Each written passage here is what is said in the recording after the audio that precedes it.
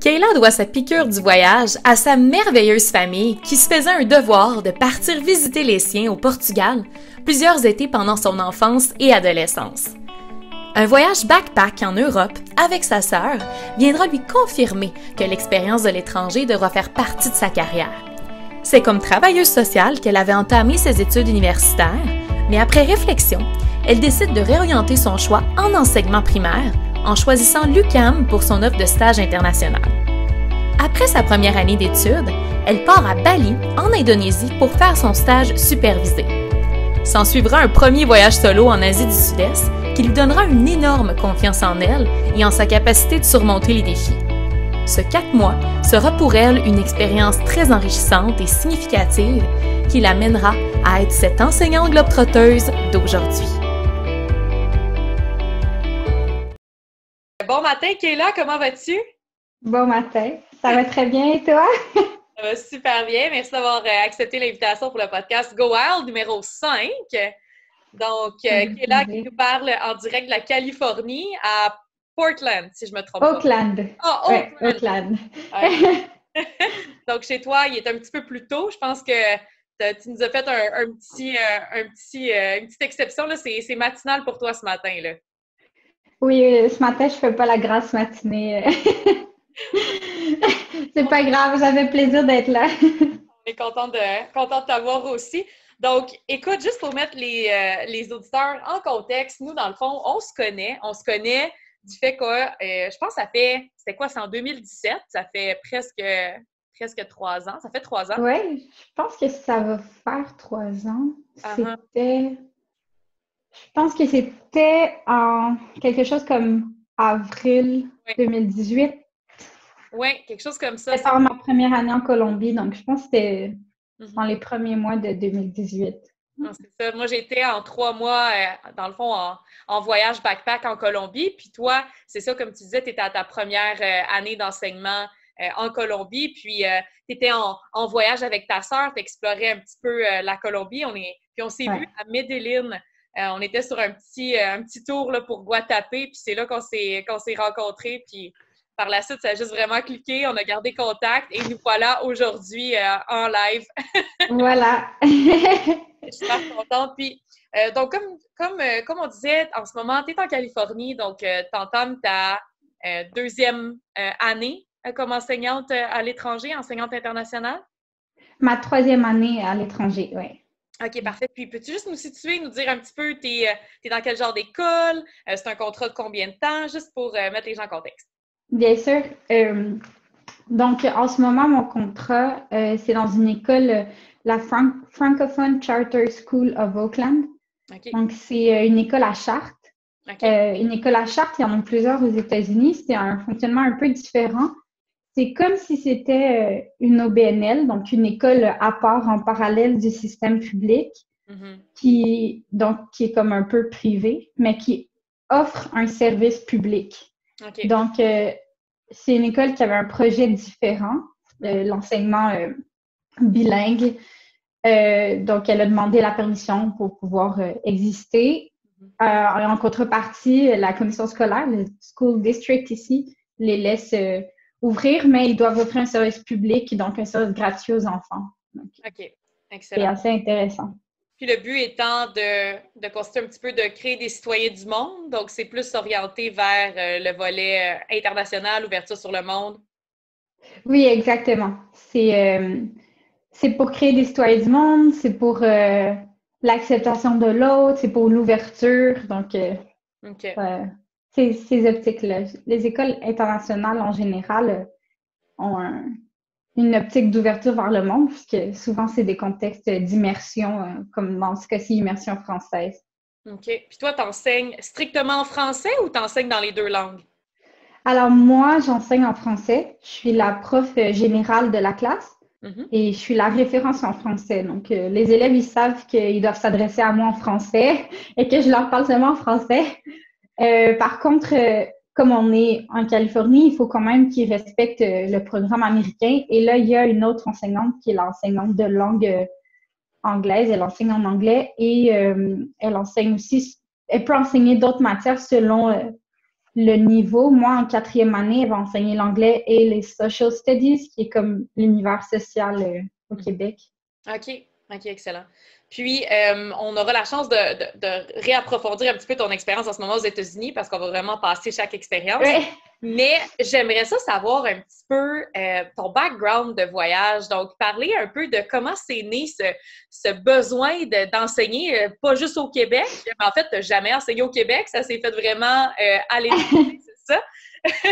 Ben, au Québec, j'ai fait mes stages et j'ai fait de la suppléance, mais j'ai jamais été vraiment enseignante avec ma propre classe. J'ai seulement été suppléante.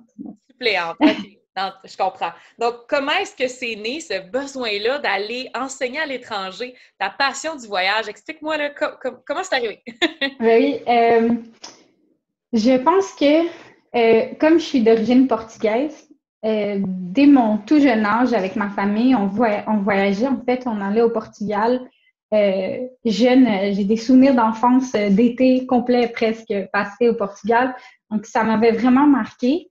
Alors, j'avais envie de voyager déjà quand j'ai commencé à grandir. Et j'ai fait mon premier voyage pack-sac à 18 ans avec ma sœur et une de ses amies qui est devenue une amie aussi par la suite. Mm-hmm. Et ce voyage-là, je pense que je me suis dit, oh mon Dieu, il faut que je recommence. Mm-hmm. Et après, quand je me suis inscrite en enseignement, le programme, j'ai choisi l'université en fonction aussi du fait qu'à l'UQAM, ils offraient un stage en enseignement à l'international. Donc, c'était déjà quelque chose que je recherchais. Et là, après mon stage à l'international que j'ai fait à Bali en Indonésie, là, c'était confirmé. Je me sentais pas tranquille. Quand je suis revenue au Québec après ce stage, je me sentais pas tranquille tant que je me disais pas, OK, c'est bon, OK, là, tu vas retourner un jour, tu vas revivre une expérience comme ça. Donc, je te dirais que c'est d'abord l'amour du voyage qui est arrivé. Et ensuite, avec ce stage-là, quand j'ai mélangé travail et voyage, là, je me suis dit, ah oui, il faut que je recommence. Oui. C'est ma recette gagnante. Puis, tu as parlé justement tu as effleuré Bali qui était ta première expérience de stage à l'étranger. Puis, je veux que tu nous en parles un petit peu plus. Comment ça s'est présenté à toi jusqu'au départ, puis ton expérience là-bas? Donc, comment ça s'est déroulé? Donc, en fait, comment ça fonctionne, c'est qu'à l'université, quand tu es accepté dans le stage en international, ils te montrent un bassin d'écoles dans le monde avec lesquelles l'université a déjà fait affaire, a déjà envoyé des stagiaires. Et là, tu regardes un peu. Et là, c'est un peu comme, tu sais, t'envoies des lettres et tu te questionnes aussi, est-ce que j'ai envie d'avoir une expérience avec un choc culturel plus grand? Est-ce que j'ai envie d'aller connaître un endroit que j'ai jamais connu et tout? Et avec d'autres collègues, donc d'autres stagiaires, on avait décidé d'envoyer nos lettres à Bali, qui est une école qui avait reçu déjà, c'est le lycée français de Bali, une école qui avait déjà reçu des stagiaires, donc ils étaient habitués, c'était rassurant pour nous, et ça nous offrait la possibilité d'aller en Asie. Tu vois, on voyait ça comme, c'est exotique, c'est le choc culturel, ça va être tellement différent. Et là, on est partis. Les 4 stagiaires de l'UQAM en enseignement primaire. Et par la suite, une fois qu'on était sur place, on a rencontré aussi 3 autres stagiaires dans la même école, mais au secondaire, toujours de l'UQAM. Et là, en fait, les 7 stagiaires, on a vécu... le stage, c'était de 3 mois et demi, si je ne me trompe pas. 3 mois. Et on a vécu ça. C'était intense, mais c'était tellement une belle situation d'apprentissage. Moi, je dirais pas que c'était facile, mais je dirais que c'était vraiment ce qui m'a donné le goût, moi, de retenter la chance par après comme enseignante. OK. C'est ça, je me souviens très bien, parce qu'on a eu un petit appel avant, mais tu me disais que tu avais un support aussi de ta superviseure de stage qui a vraiment aussi changé la donne. Fait que le fait de se sentir supporté dans ta première expérience, ça a vraiment changé. Je dirais que... Oh, pardon. J'avais une bonne relation avec mon enseignante associée, qui était l'enseignante, en fait, qui m'accueillait. OK. Et elle m'a vraiment appris beaucoup de choses, autant sur la culture des élèves à Bali, comment est-ce que ça fonctionne, les particularités, qu'autant sur le travail d'enseignante en général. Elle m'a rassurée, elle m'a appuyée. Donc, c'était vraiment une expérience enrichissante. J'ai appris beaucoup. J'étais pas allée en Asie juste pour profiter de la plage. J'ai vraiment appris beaucoup et j'ai aussi profité de la plage, mais et ma superviseure de stage aussi, qui elle était au Québec, ben même si ça peut faire peur de dire ben je m'en vais à l'autre bout du monde. Au Québec, normalement, les stages, tu vas à l'université, tu parles en face à face, ou ta superviseure, elle vient te voir dans ta classe de stage. Là, c'était par Skype, mais elle était présente, elle était rassurante aussi. Donc, je pense que j'ai été bien accompagnée dans cette expérience, ce qui a aussi fait que ça a bien fonctionné et que une expérience positive. Puis, dis-moi, est-ce qu'il y a un élément, justement, parlons de culture, un élément de la culture de l'enseignement là-bas qui t'a surpris, qui t'a amené à devoir un petit peu changer ton approche? Oui, ben en fait, le souvenir qui me marque le plus, c'est que moi, quand je suis arrivée en Asie, à Bali, l'expérience que j'avais avec des élèves, c'était de mon premier et deuxième stage et c'était avec des petits Québécois. T'sais. Après, oui, les petits Québécois, on est multiculturels aussi maintenant, surtout à Montréal, mais c'était quand même dans le contexte québécois. Et je me souviens que mon enseignante associée, Virginie, elle m'avait dit « OK, là, avec les petits balinais, tu dois trouver d'autres façons de vérifier s'ils comprennent. Si tu leur demandes « Ah, avez-vous des questions? » ou ah, est-ce que quelqu'un peut me dire s'il n'a pas compris, je vais venir l'aider ou quelque chose, ils vont pas répondre. Ils vont tous te dire oui, oui, j'ai compris. Donc, c'était un peu, comme il m'expliquait que c'était un peu la peur de montrer qu'on ne sait pas.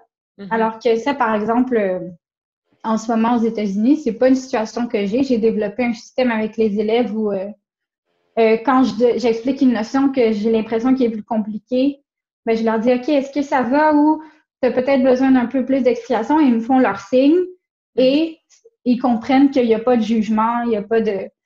Mais là-bas, je devais vraiment trouver d'autres façons. Donc, dans le système français, on utilise beaucoup les ardoises. Donc, nous, on utilisait les ardoises et par exemple, je leur posais une petite question par rapport à la notion que je venais d'apprendre. Et là, je leur disais, OK, on monte les ardoises. Alors, très rapidement, je pouvais voir la classe. Là, un exemple banal, si je disais 2 plus 3, ça fait combien? C'était pas ça, c'était des grands, là, mais... Et là, ben, si ils me montraient leur réponse sur l'ardoise, je voyais clairement qu'ils n'avaient pas compris ou qu'ils avaient compris. Donc, il fallait trouver des méthodes alternatives pour comprendre, pour savoir qui avait bien compris, parce qu'ils étaient comme trop timides de dire que quelque chose était difficile ou compliqué. Tu me disais que c'est même que c'est pas juste quelque chose qu'on voit chez les enfants que dans l'enseignement, mais que c'est quelque chose aussi quand tu demandes un renseignement à quelqu'un dans la rue ou tu sais ils veulent pas ne pas savoir, donc ils vont préférer te répondre même s'ils savent pas puis t'envoyer complètement. Ben c'est drôle parce que oui, il y a eu quelques petites anecdotes comme ça. J'ai justement 2 autres stagiaires. Il y a un moment où elles se sont perdues parce qu'elles étaient en scooter et elles cherchaient un endroit. Je me souviens plus quel endroit, mais peu importe. Et là, elles avaient demandé des indications à quelqu'un qui ne savait pas vraiment, mais par peur, dit « Ah, ben oui, c'est par là-bas. » Et là, finalement, elles ont fini par se perdre en suivant comme ça des indications qui étaient fausses. Donc, c'était quelque chose qu'on nous disait d'avoir ça en tête. Oui. Pas parce qu'ils sont méchants, pas parce qu'ils veulent nous induire en erreur, mais vraiment parce que on dirait que c'est la peur de ne pas savoir. Oui, oui. Puis, chose que je ne t'avais pas posée comme question durant notre appel, mais tu as fait tes premiers stages au Québec, tout ça, dans l'enseignement québécois, mais là, maintenant, ça fait plusieurs années que tu enseignes dans le système français. Est-ce que tu vois des différences? Il a fallu aussi, j'imagine, que tu t'adaptes avec le système français. Si tu avais à le comparer? Ben, en fait, là, je suis comme rendue à mon 3e système parce que les 2 années, donc bon, j'ai fait ma scolarité, j'ai étudié moi au Québec, j'ai étudié l'enseignement du système québécois. Après mon stage et mes 2 années en Colombie, c'était dans le système français et en ce moment, c'est pas une école c'est pas un lycée français, c'est une école américaine qui enseigne en français, donc j'ai le curriculum anglais, le curriculum américain plutôt.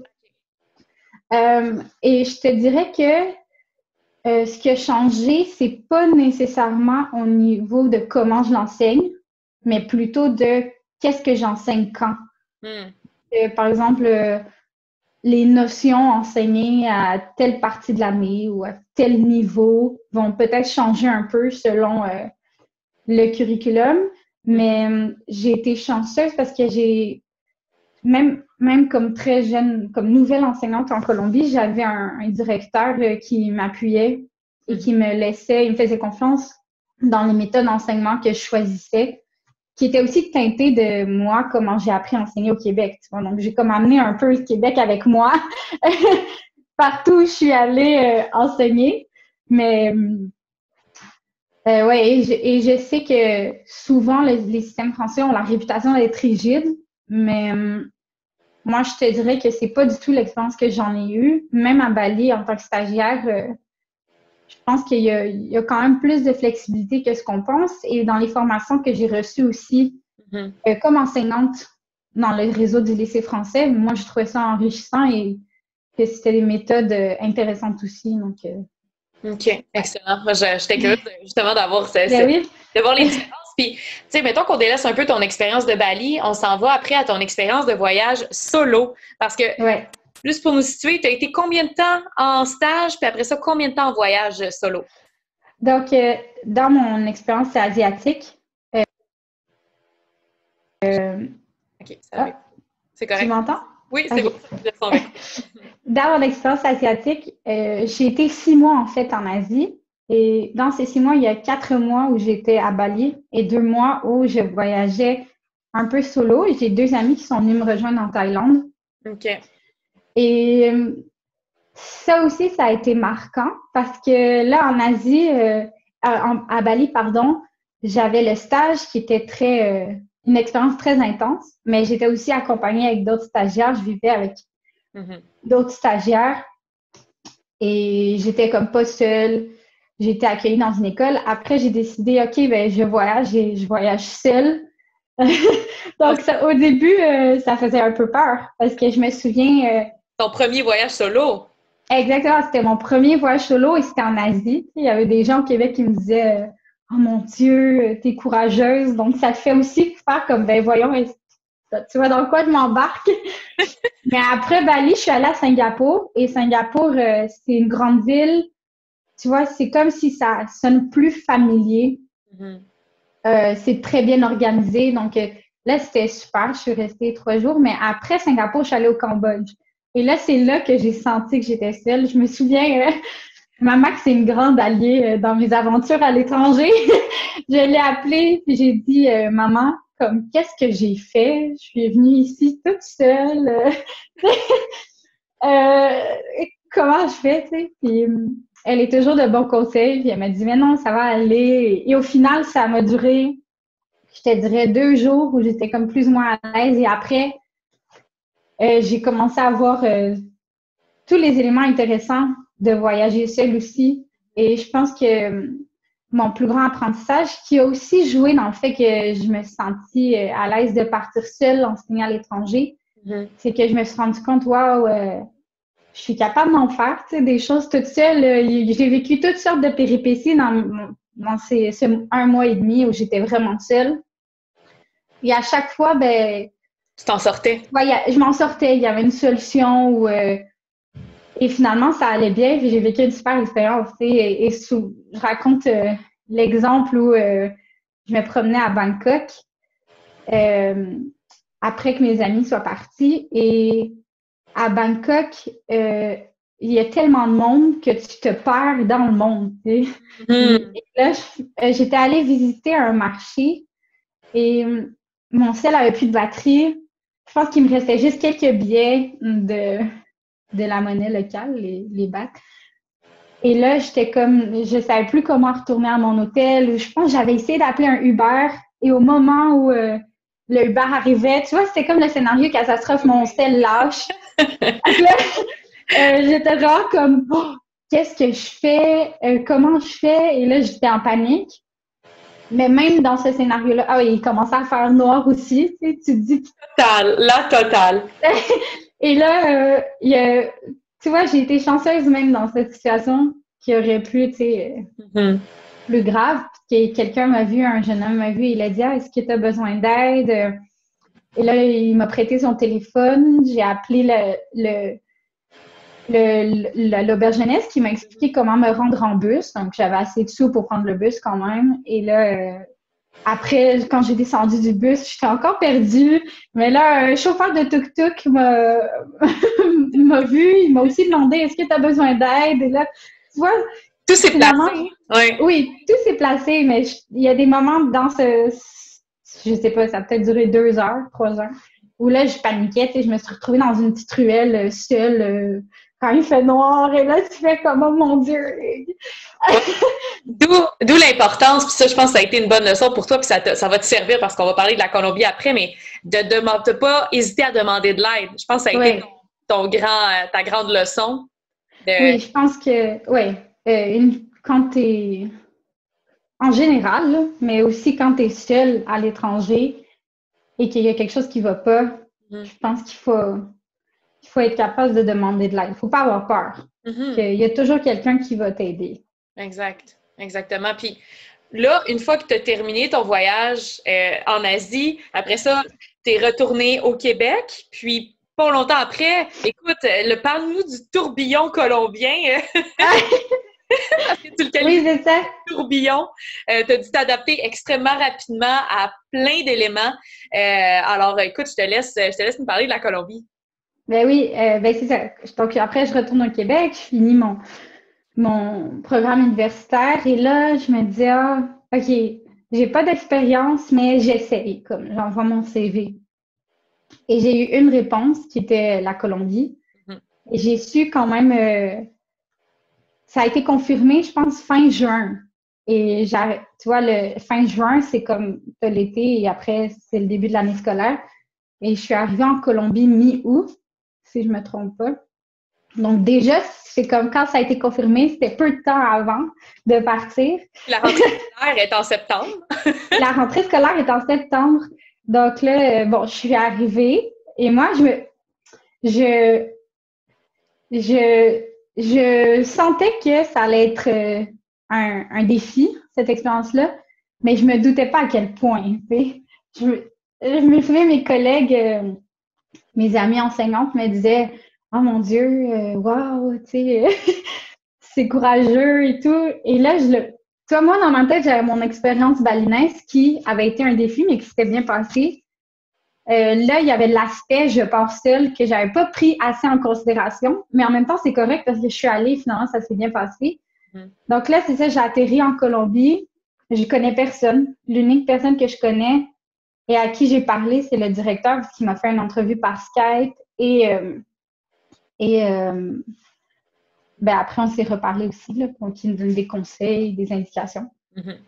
Donc, il m'accueille chez lui. Après, j'avais quand même un contact... j'avais eu le cousin du mari d'une cousine qui est Kalengo. Oui, voilà. Et là, il m'a accueilli pendant les premiers jours, le temps que je puisse chercher un appartement. Mais en fait, au début, quand je suis arrivée, c'était le début de ma carrière dans une nouvelle école, une nouvelle ville, un nouveau pays, une nouvelle langue. Parce que je me suis retrouvée dans une situation où je devais faire ma première rencontre de parents à vie, 3 semaines après être arrivée en Colombie et en espagnol. T'avais-tu une base d'espagnol? Je comprenais parce que comme je suis d'origine portugaise, je parle portugais et ça se ressemble beaucoup. Et j'avais, tu vois, quelques mots, je suis capable de dire quelques mots, mais je parlais ce qu'on dit portugnol quand tu mélanges le portugais et l'espagnol au début. Mais je devais vraiment me concentrer pour écouter les gens parler, pour vraiment assimiler ce qu'ils me disaient. Je disais souvent pouvez-vous parler plus lentement, mais j'arrivais à comprendre. Mais j'avais bien préparé et ça s'est très bien passé, hein, cette première rencontre de parents-là, sauf que tu te dis, déjà une première rencontre de parents, c'est stressant. Ouais. Même peu importe t'es où, si t'es au Québec, comme nouvelle enseignante, tu fais comme, bon, OK, là... Bonne impression, t'as le stress. Exactement, je veux faire une bonne impression. Ils vont savoir que je suis jeune. Peut-être pas, ils savent peut-être pas que je suis une nouvelle, mais tu vois. Donc, je veux avoir de la crédibilité et tout. Et ça s'est bien passé, mais tu vois, il y avait mon directeur qui était là pour m'appuyer si j'avais besoin de traduction en espagnol ou si je comprenais pas des questions des parents, etc. Mais j'ai été correcte j'avais bien préparé mon scénario. Donc, je te dirais que, ouais, au début, c'était un tourbillon. À la blague, je dis aux gens que mon mois de septembre, j'étais comme une poule pas de tête. Parce que j'essayais des trucs, j'avais l'impression de courir, d'être dans tous les sens, d'être éparpillée. Mais au final, je suis passée au travers et... C'est comme placé malgré tout. Oui, ça s'est replacé et je te dirais que il y a des choses qui ont été difficiles. La solitude, je me suis sentie seule souvent au début. Ça prend du temps, tu sais, faire des contacts quand tu arrives dans un nouvel endroit, te faire des amis. Donc, au début, je me sentais seule. J'avais toute ma famille qui était au Québec, mes amis. Donc, je leur parlais beaucoup aussi. Et je me souviens, à Cali aussi, j'ai eu des personnes qui m'ont vraiment aidée. Xavier et Maria, c'était 2 enseignants de l'école aussi. C'est devenu comme mes parents adoptifs colombiens. Ils m'ont tellement appuyée. Et je me souviens, ça m'a marqué quand Xavier m'a dit « La clé, c'est d'être capable de s'adapter. Ça prend environ 6 mois. Les premiers 6 mois, ils sont difficiles. Après, ça va aller mieux. » Et j'imagine que ça peut varier selon les personnes, mais moi, je l'ai vraiment vécu comme ça. Je me souviens, c'était difficile. Et là, après, il y a eu les vacances. Je te dirais, ça a été difficile, pas tous les jours, mais j'ai eu comme différents défis. Et là, c'est comme au mois de janvier que là, je me sentais que je commençais à respirer puis avoir plus de... Oui. Te sentir plus intégrée, avoir ton cercle d'amis. Exactement. Là, j'étais installée. Oui. Et c'est là aussi... Oh, pardon, vas-y. Non, mais je me demandais, s'adapter en Colombie, c'est quoi? S'adapter d'abord à l'enseignement, puis aussi à la façon d'être, la culture locale. Ça a été quoi pour toi, t'adapter? Ben oui, c'est les deux, en fait. C'est autant...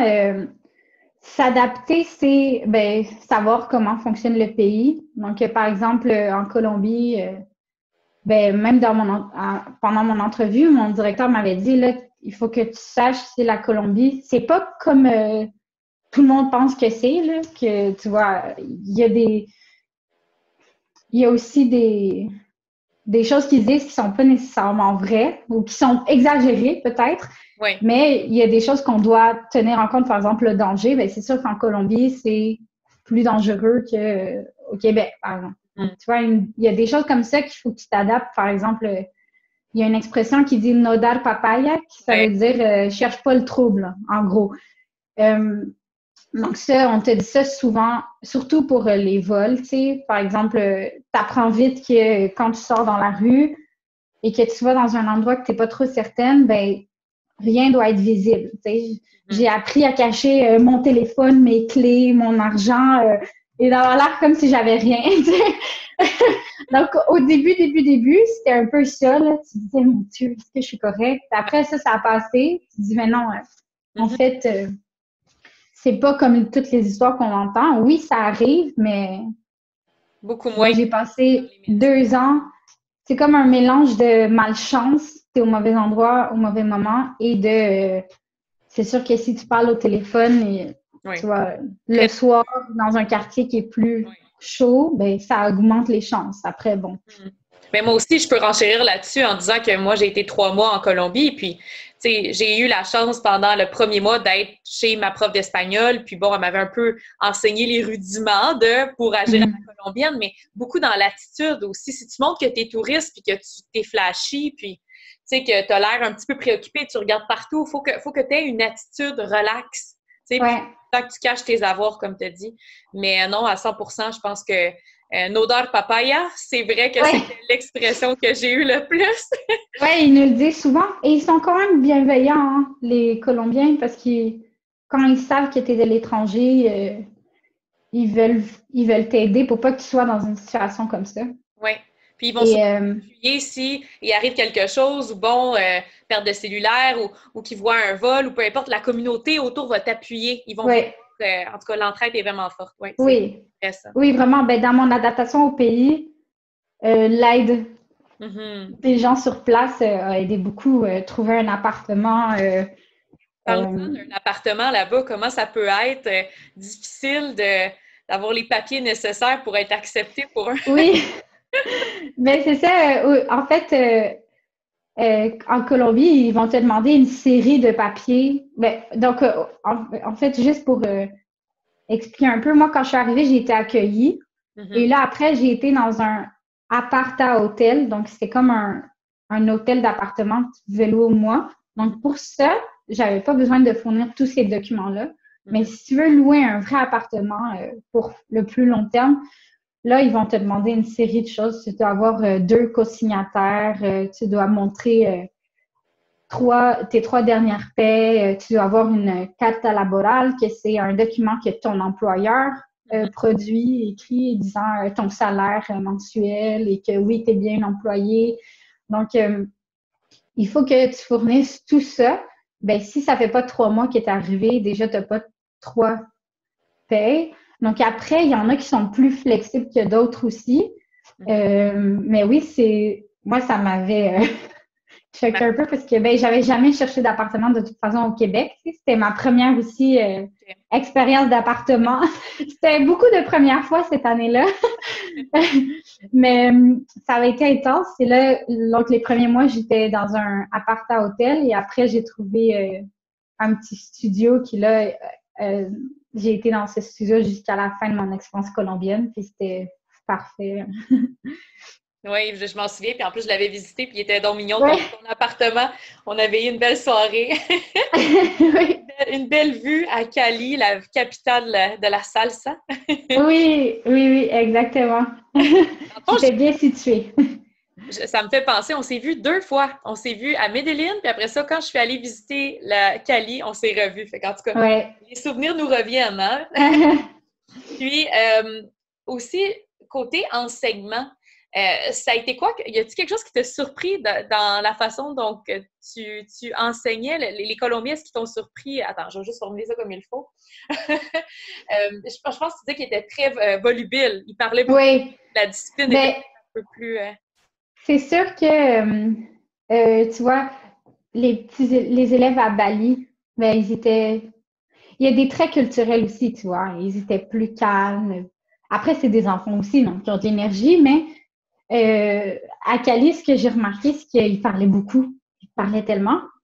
Ils étaient super volubiles. Ils étaient doux. Et j'avais des tout petits, des 2e année. Ils étaient adorables.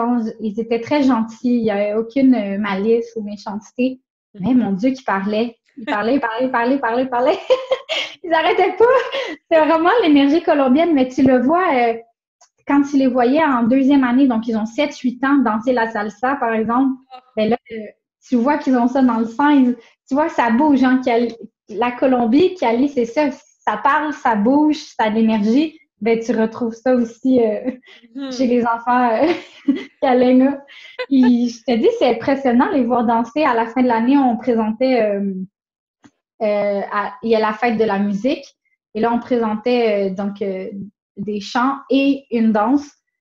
Et ils apprennent très rapidement. Moi, quand je suis arrivée en Colombie, j'avais aucune base de salsa, mais c'est aussi un peu ça qui m'attirait vers les pays d'Amérique latine. C'est que je voulais apprendre à danser, je voulais apprendre l'espagnol. Et ben, j'ai appris les 2, mais moi, au début, quand j'arrive et que je les vois danser, je me disais, oh là là, ils sont meilleurs que moi. Hein? Même s'ils ont 7 ans. Tu as travaillé ton déhanchement, donc, Carla? Oui. Carla, j'ai dit Kayla! Oh my God, mais oui, effectivement, surtout Cali, on s'entend que tu es allée dans la ville la plus réputée pour les pas de salsa, donc... La capitale mondiale de la salsa. Oui, exact. La barre était haute.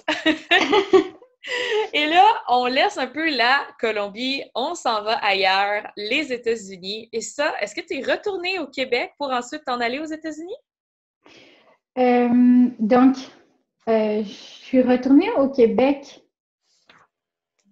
2 fois, je crois, depuis mon expérience. Et là, entre la Colombie et les États-Unis, je suis pas retournée au Québec, je suis allée au Brésil voir mon copain. Mais je suis allée là pendant le temps des fêtes. Je suis séparée en 3 pays. Le pays où j'enseigne, le Canada, puisqu'il y a ma famille au Québec, et le Brésil, puisqu'il y a mon copain qui est là-bas. Donc, là, après, tu vois, c'est qui je visite quand. Et, comment ça passe? Mais j'essaie de retourner quand c'est possible au Québec, oui. Et en fait, oui, c'est ça. Donc, je suis arrivée aux États-Unis et l'adaptation n'est pas la même. Premièrement parce que ben, l'adaptation à l'enseignement, j'ai déjà 2 années d'enseignement dans le corps. Donc, je suis quand même une jeune enseignante. Tu sais. Je pense qu'on peut quand même me considérer comme débutante, mais je débute pas de zéro. Là, je suis plus à la ligne de départ. Après, culturellement, c'est sûr que les États-Unis, la Californie, ça ressemble quand même plus au Québec.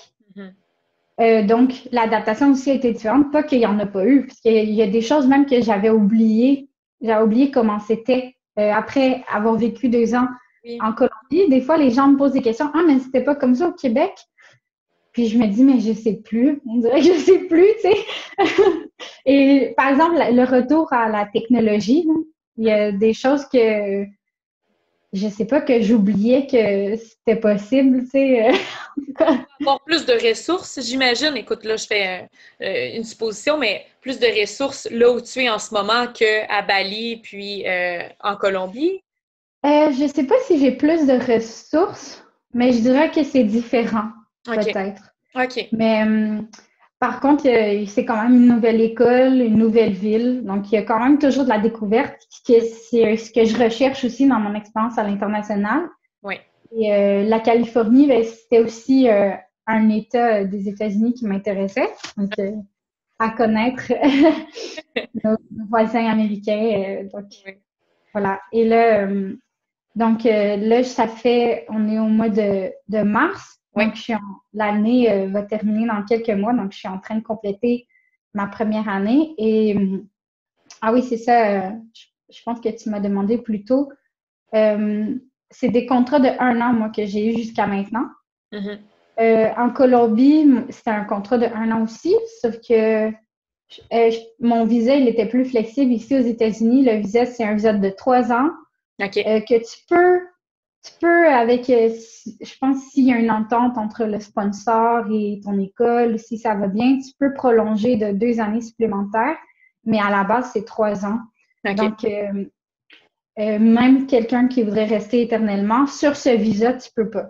Après, je ne sais pas s'il y a d'autres types de visas ou il y a des enseignants à l'école qui sont aussi résidents, qui sont francophones, mais sont résidents des États-Unis.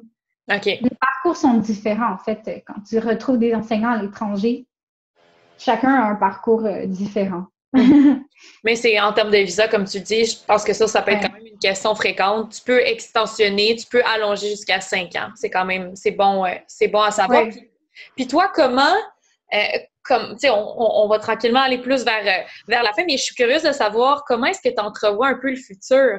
Parce que là, tu termines ton année, tu disais peut-être encore 1 an à expérimenter expérimenter un autre pays, bref. Puis après ça, voir avec ton copain. Donc, comment tu vois ça? Oui. Je te dirais qu'à long terme, je me verrais m'installer dans un pays. Moi, j'aimerais bien retourner au Canada un jour, tu vois, parce que ma famille est là. Parce que aussi, en voyageant, je me rends compte que, tu sais, c'est pratique d'avoir un système d'école publique relativement bon.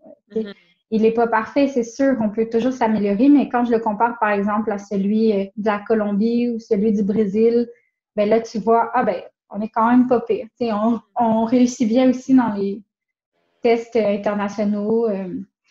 Quand tu regardes la sécurité, quand tu regardes l'accès aux soins de santé, par exemple, ici aux États-Unis, mais c'est plus sécuritaire. Le système d'éducation publique, c'est sûr qu'il est meilleur qu'en Colombie et au Brésil, sauf que quelqu'un qui n'a pas d'assurance santé, il peut payer très cher, tu vois, pour avoir des soins médicaux, alors que nous, on est bien à ce niveau-là. On a des temps d'attente et tout. Comme je dis, c'est pas parfait. C'est que quand tu compares, là, tu fais aussi comme, finalement, c'est pas si pire, tu sais. Choisir qu'est-ce qui prime pour nous, nos valeurs, puis oui, exactement. considérer. Ouais, je pense qu'au niveau culturel, au niveau de la société, ben, même si je suis à l'étranger, je continue à avoir un fort attachement au Québec. Donc, moi, je me verrais à long terme retourner au Québec. Mais après, je sais pas non plus qu'est-ce qui va se passer, parce que comme pour l'instant, ben, je suis ici. Après, j'ai un copain qui est au Brésil. J'aimerais continuer peut-être 1 an ou 2 à l'étranger. Je pense qu'en ce moment, je me sens que j'y vais avec ce que la vie va m'offrir. Dans le sens que j'ai déjà vécu 3 années. Si jamais je retourne au Québec, ben je vais pas être déçue. Je vais avoir vécu 3 années à l'étranger et de toute façon, je sais que je veux continuer à avoir ça dans ma carrière. Par exemple, comme j'ai travaillé 3 années, c'est ma 3e année en immersion française, ben j'aimerais peut-être ça si je retourne au Québec, travailler dans des classes d'accueil.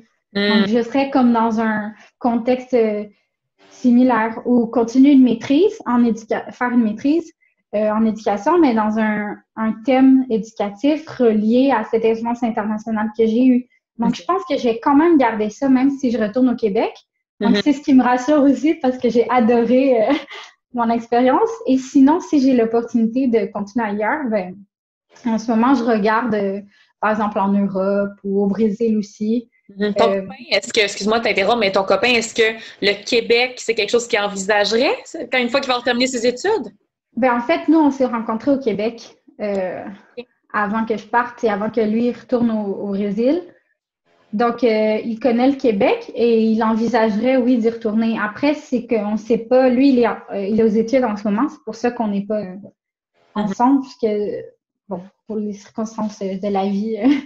Mais, et moi, ça me permet de profiter du monde en attendant qu'il finisse ses études. Donc, je te dirais que oui, il est ouvert, mais après, ça dépend aussi de comment ça se passe, lui, après qu'il est gradué au niveau professionnel. Donc, c'est pour ça que je dis, on va voir ce qui va se passer. À long terme, c'est sûr que j'aimerais ça dire, je retourne au Québec, mais peut-être que je vais être surprise puis qu'on va atterrir au Portugal ou, tu sais. Vous seriez pas mal pris. Le mi-chemin entre les deux, tu sais. Oui, c'est ça, ça parle portugais. Comme Brésilien, il y a beaucoup de ponts Portugal-Brésil. Ben, moi, j'ai mes origines portugaises, donc ma famille aussi, ce serait peut-être... elle est loin, mais elle est au Portugal, tu sais, on va la voir. Tu vas en visiter aussi, c'est comme ça fait partie de la mais je dis ça comme ça, mais je sais pas, c'est... Go with the flow, comme on dit. Ben, c'est ça. C'est comme ma famille aussi me pose beaucoup de questions. Bon, est-ce que tu vas revenir au Québec un jour? Tu sais, est-ce qu'on t'a perdu, là? Est-ce qu'on t'a perdu dans le monde? Mais ma préférence, pour l'instant, je te dirais, je pense que je vais retourner au Québec un jour. Et si j'ai l'opportunité, je continuerai 1 ou 2 ans de plus à l'étranger. Sinon, je retourne, puis j'ai d'autres projets en tête. Des opportunités internationales à même le Québec. Ben voilà, à suivre. Écoute, je te file, moi, c'est comme touriste dans ma ville, fait que... Ah voilà, c'est ça! Exactement.